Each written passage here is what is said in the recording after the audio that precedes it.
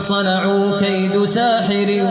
ولا يفلح الساحر حيث أتى۔ السلام علیکم ناظرین، امید کرتا ہوں آپ خیریت سے ہوں گے۔ اللہ رب العالمین ہم سب کو اپنے حفظ و امان میں رکھے۔ روحانی سلسلہ کے اندر آج ایک بار پھر میں آپ کے سامنے بہت ہی اہم ٹاپک لے کر آیا ہوں۔ روحانی مریض جو بھی بنتا ہے وہ انسان مختلف سوالات کرتا ہے، اس کے ذہن کے اندر مختلف اشکالات آتے ہیں کہ میں اپنا علاج کیسے کروں، میرا علاج بہت مشکل ہوگا، کیا میرا علاج آسانی کے ساتھ ہو سکتا ہے یا نہیں، یہ ممکن نہیں ہے۔ تو آج میں آپ کے سامنے کچھ ایسے 7 اعمال رکھوں گا کہ جن سے جادو کا علاج انسان بہت ہی آسانی کے ساتھ کر سکتا ہے۔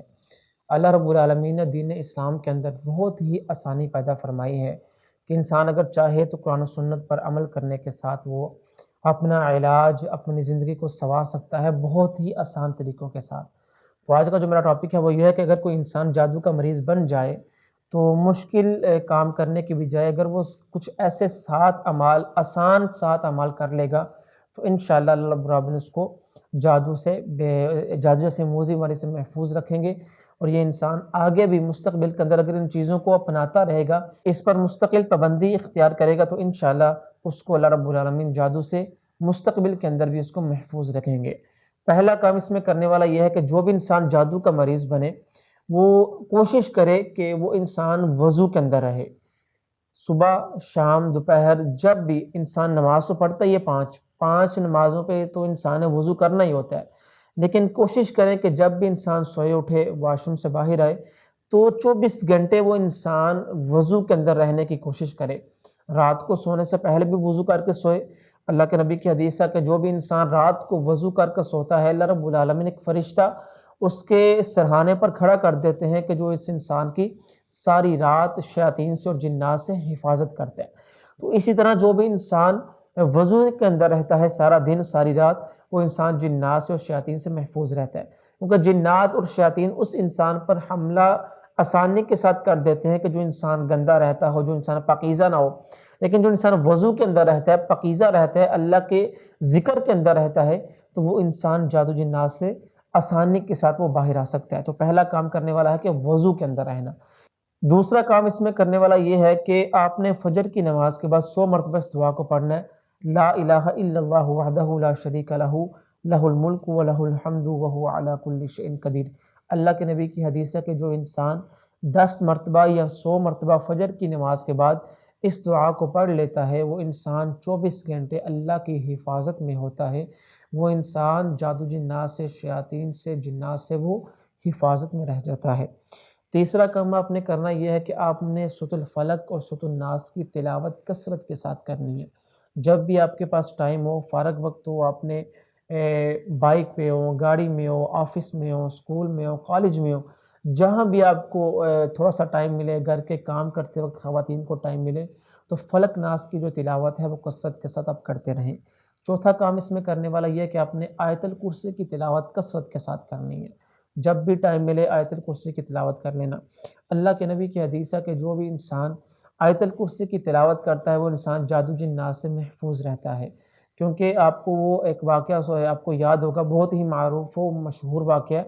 کہ اللہ کے نبی نے ایک صحابی کی رات کو ڈیوٹی لگائی کہ اس نے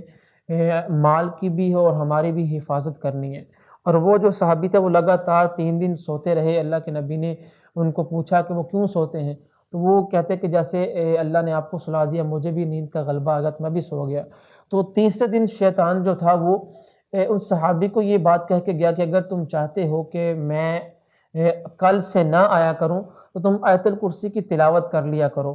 تو جب تم آیت الکرسی کی تلاوت کرو گے تو میں نہیں آیا کروں گا۔ تو یہ واقعہ صحابی نے اللہ کے رسول کو سنایا۔ اللہ کے رسول نے فرمایا وہ شیطان تھا لیکن بات تمہیں صحیح بتا گیا کہ جو بھی انسان آیت الکرسی کی تلاوت کرتا ہے وہ جادو جنات سے، شیاطین سے حفاظت میں رہتا ہے۔ چھٹا کام آپ نے یہ کرنا کہ آپ نے سورۃ البقرہ کی تلاوت کثرت کے ساتھ کرنی ہے۔ جب بھی آپ کو ٹائم ملے، جب بھی موقع ملے، آپ نے روزانہ کی بنیاد پر اس کا تھوڑا سا حصہ پڑھ لیں، پارہ نہ پڑھا جائے، آدھا پارہ نہ پڑھا جائے، ایک رکوع پڑھ لیں، ایک